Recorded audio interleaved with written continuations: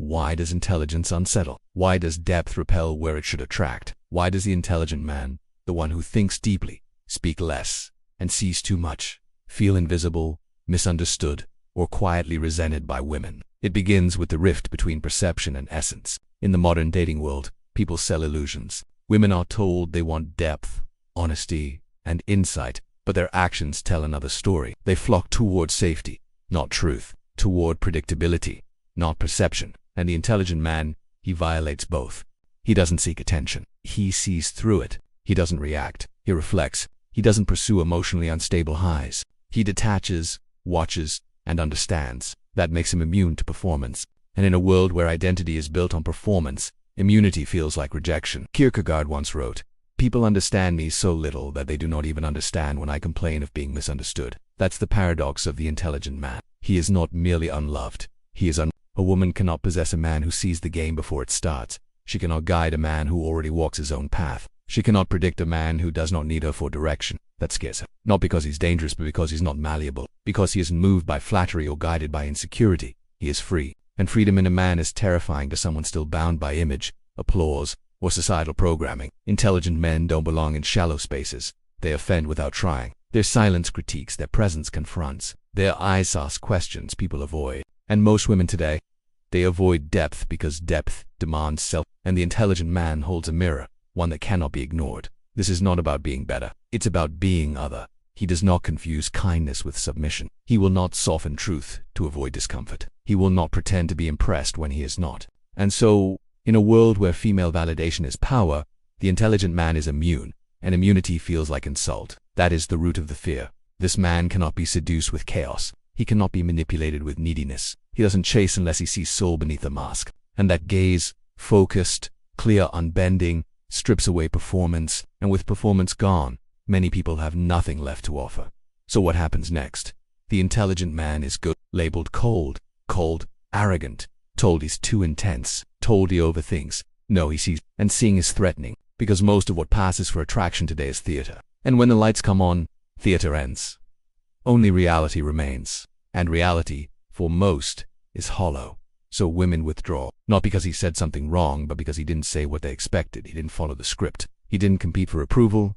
He didn't react to provocations. He didn't lose himself just to win her. He remained himself. And in a world where identity is currency, remaining yourself makes you priceless or irrelevant. Yes, why does she pull away when I show depth? The answer is simple.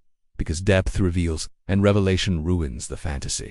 Kierkegaard knew it too well. He called it the sickness unto death, a despair born not from suffering, but from not being oneself. And that is exactly where the intelligent man refuses to go. He would rather walk alone in truth than be celebrated in a lie. That's the first crime. He chooses solitude. He chooses stillness. And nothing threatens a validation-seeking world like a man who does not need it. You see, most women don't consciously reject intelligence. They reject the consequences of intelligence. The silence, the introspection, the refusal to play games, the tendency to question instead of compliment, the lack of emotional instability, which to some feels like boredom. Because boredom in this context is not real. It's withdrawal of chaos. To the woman used to attention, drama, and constant digital noise, the intelligent man feels slow, even lifeless. But he is not lifeless.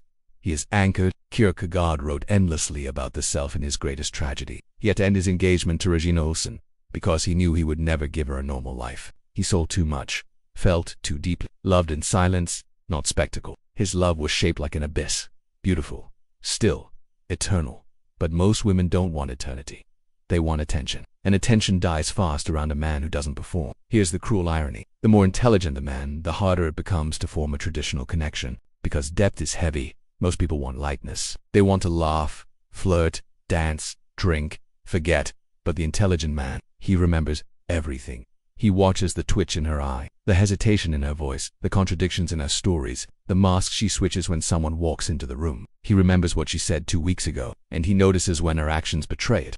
That's the second crime he remembers, and memory is the enemy of fantasy. Most women don't want to be known. They want to be adored. But adoration without knowledge is fantasy, and knowledge without adoration feels like judgment. So when the intelligent man sees her clearly, she feels exposed, not physically, psychologically.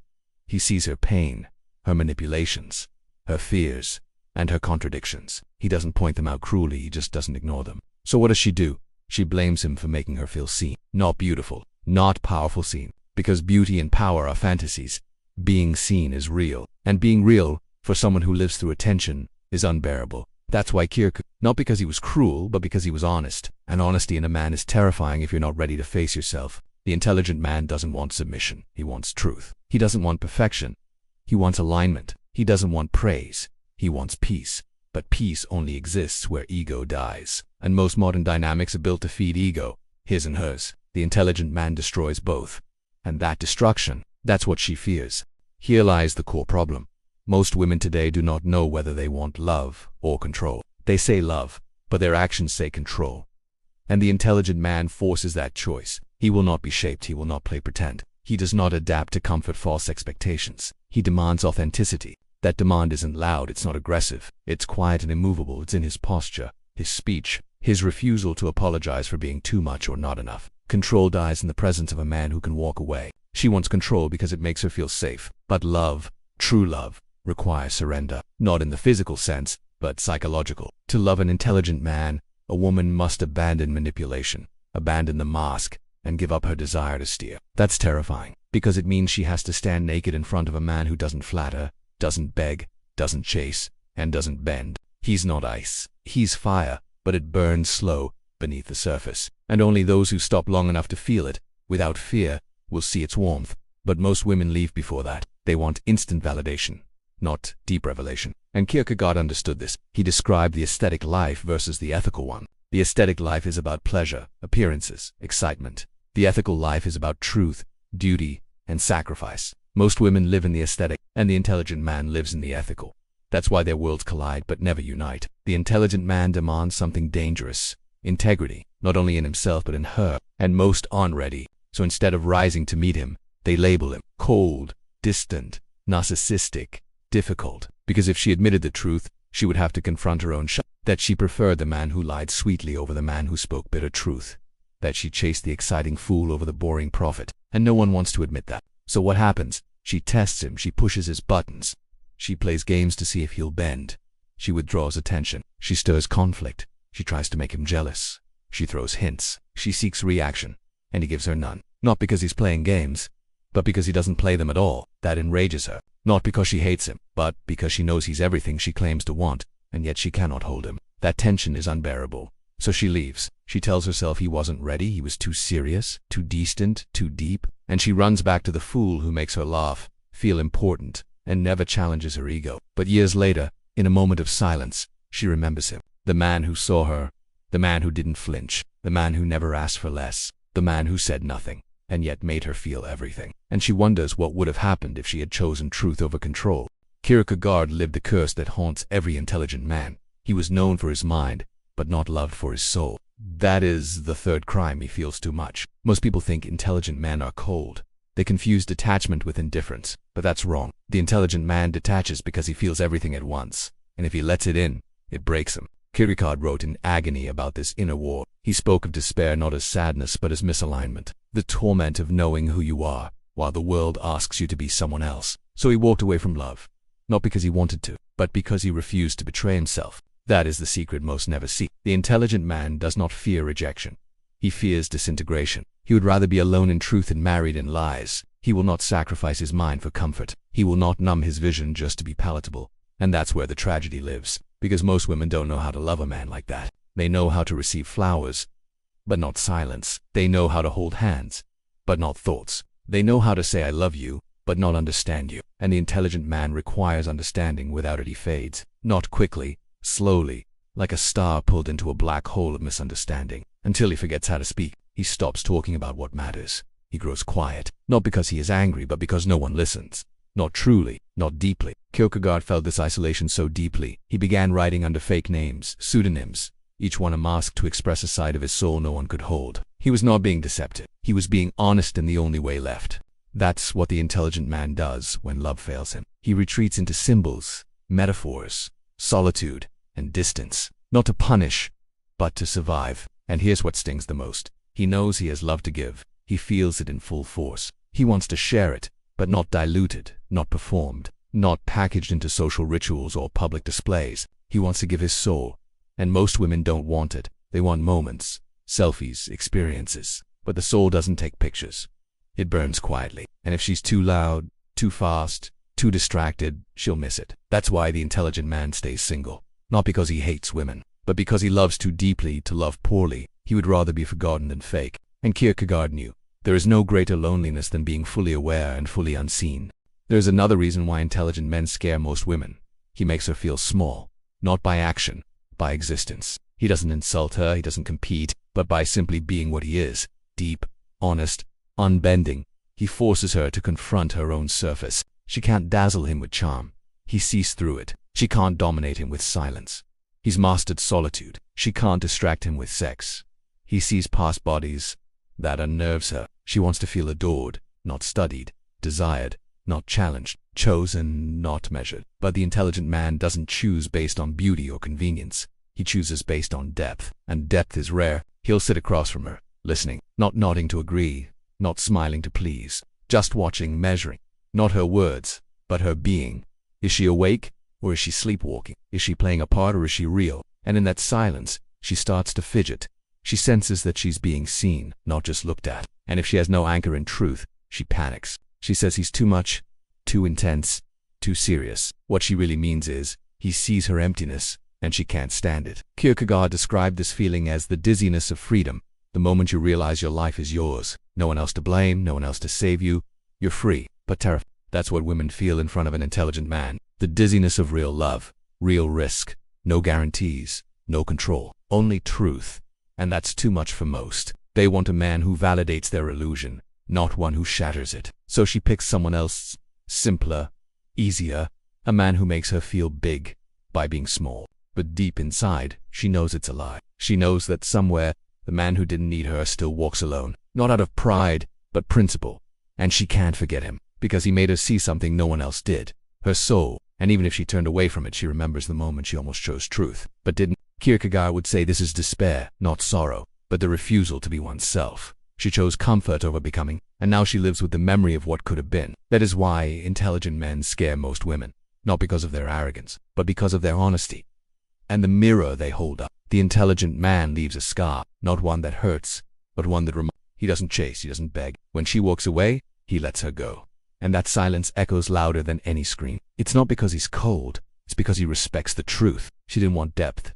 She didn't want to face herself. So he gave her the gift of distance, and that distance haunts her. Years pass, lovers come and go, but none of them make her feel the way he did. Not because he said the right things, but because he saw her.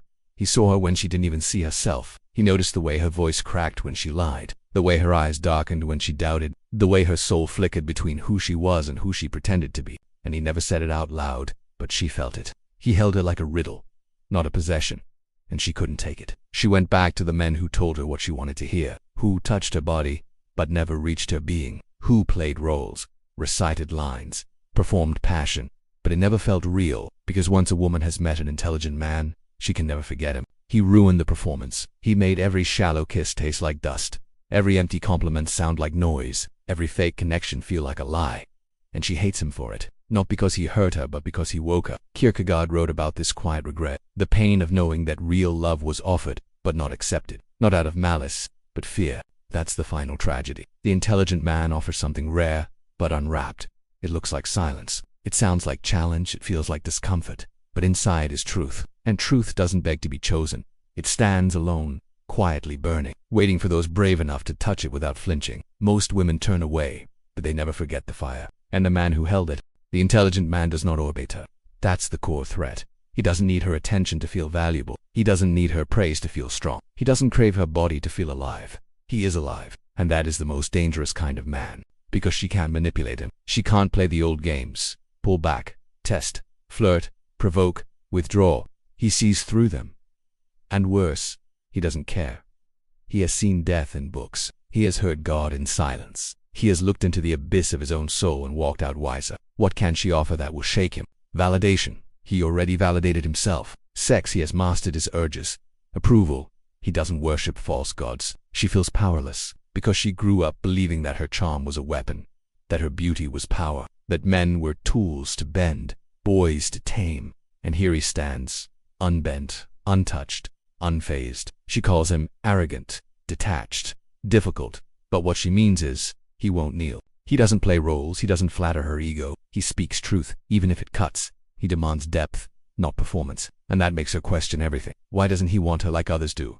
Why doesn't he chase? Why doesn't he fall? The answer is simple. He has standards, not just of beauty, but of soul. He sees the world as a battlefield for the spirit, and he refuses to bond with someone who hasn't gone to war with herself. He wants a partner in becoming, not a passenger. That's rare. And that's why most women run. Because when faced with a man who doesn't need them, they must ask, what do I bring? Not my body, not my drama, not my past, but my being. And if that question terrifies her, she will call him too much and walk away. But deep inside, she knows he's exactly enough, because he doesn't orbit her. And that is why he scares her. Most women don't fear being alone. They fear being seen. Truly seen, not the kind of attention that flatters, not the kind of love that reassures, but the kind of gaze that strips away every mask and demands the truth. And that is what an intelligent man brings. He doesn't just look at her. He studies her, not to judge, but to understand. Not what she says, but what she hides. He notices when her laugh is forced, when her eyes wander, when her words avoid the real wound.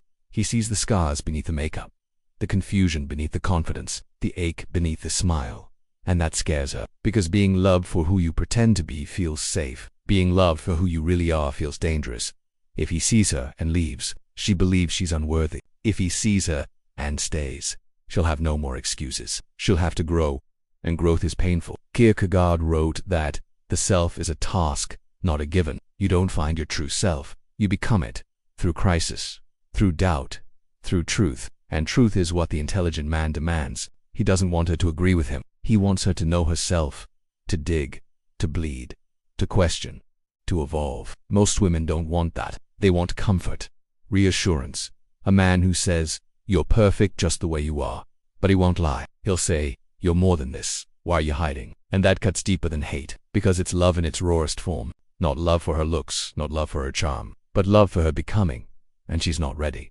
So she calls him intense, toxic, unavailavely. But the truth is, he was the first man to knock on the door of her soul. And she slammed it shut, not because he was wrong, but because he was right. Not every woman runs. Some women wake up. Some women meet the intelligent man, and instead of fleeing, they rise. She doesn't see his mind as a threat. She sees it as a mirror. She listens to his questions, not to defend, but to reflect. She doesn't panic when he's silent. She doesn't beg for approval. She joins him in the silence. She doesn't shrink when he speaks truth. She sharpens, because she has met herself. She has suffered. She has sat in the dark. She has died a few small deaths inside, and emerged stronger, wiser, empty of pretense. She doesn't seduce with her body. She draws him in with her mind, not by trying, but by being real. And the intelligent man sees it instantly. He doesn't need games. He doesn't need tests. He knows this one has done the work. This one can walk beside him, not behind. She challenges him, not with rebellion, but with presence. She won't worship him. She won't follow blindly, but she matches him word for word, thought for thought, flame for flame. And he respects her for it. This woman isn't intimidated by his solitude. She's tasted her own. She doesn't flinch at his darkness. She's walked through her own shadows. She doesn't need saving. She needs depth. And so does he. They don't fall in love. They forge it, like iron sharpened by iron, like two storms meeting over the sea, not to destroy, but to awaken. Kierkegaard called this the night of faith, the one who leaps, not because it's safe, but because it's true. This woman is rare. She doesn't need the intelligent man to complete her. She doesn't need him to fix her. She meets him not as a half, but as a whole. And when two complete beings meet, they don't cling. They create. And that creation, the space between them, is something most people will never touch. Not because it's impossible, but because it requires one thing: courage. To love an intelligent man is not easy. It is not soft. It is not warm all the time. It is not romance and flowers and easy promises. It is war. It is fire. It is standing naked in front of someone who sees everything and doesn't look away. He will not let her lie to herself. He will not play along when her wounds act out. He will not shrink himself to make her feel tall. He will love her with his eyes open. And that is terrifying, because he will expose everything she wants to forget. Everything she hides behind makeup, sarcasm, or charm. He will see her as she is. And still, he will love her, but not because she is easy, because she is true. The cost of loving an intelligent man is that you can't be anyone else. You can't fake it. You can't coast. You must be real. He doesn't want the fantasy. He wants the fight, not against him, but with him.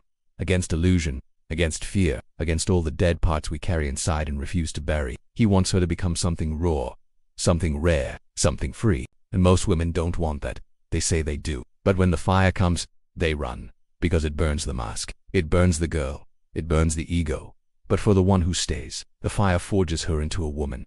Not a princess, not a seductress, not a victim, but a soul. And when she meets him there, eye to eye, flame to flame, they do not date.